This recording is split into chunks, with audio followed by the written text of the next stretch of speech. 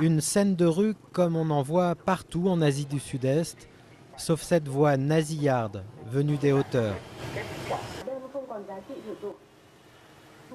Les haut-parleurs de Hanoï diffusent un mélange de propagande et de bureaucratie, un rappel sur des subventions ou un appel à voter pour les élections dans ce pays où le Parti communiste est le seul autorisé. Mais personne n'écoute ou presque, comme ce tailleur installé juste en face d'un haut-parleur. 6h30 le matin, c'est un peu tôt.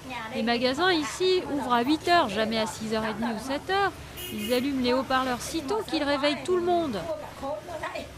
Ces appareils hors d'âge font partie des symboles et de l'histoire de ce pays. Ils sont nés dans les années 50 et ont joué un rôle clé pour prévenir la population lorsque des bombardements étaient attendus. Quand les avions ennemis approchaient, les haut-parleurs informaient les gens qu'ils se trouvaient à entre 20 et 50 km et que la population devait se cacher dans les abris pendant que la défense anti-aérienne se préparait au combat. Depuis, la paix est revenue, le pouvoir a choisi l'économie de marché et le capitalisme a convaincu les Vietnamiens. Mais les haut-parleurs font partie du paysage et il y a bien quelques citadins pour leur trouver du charme. Quand je ne l'entends pas, il me manque. Je trouve ça plutôt rigolo. Le pouvoir explique que ces haut-parleurs sont un moyen de communication sans lien avec les médias gouvernementaux. D'autres y voient un anachronisme qui mériterait d'entrer à jamais dans l'histoire ou au pire le symbole d'un régime orwellien.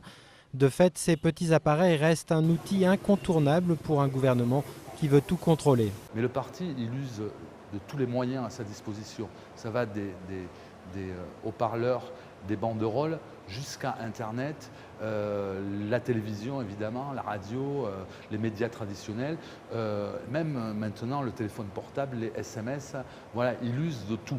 Ceux qui veulent faire la grasse matinée en seront donc pour leurs frais. Les haut-parleurs vietnamiens n'ont pas encore tout dit.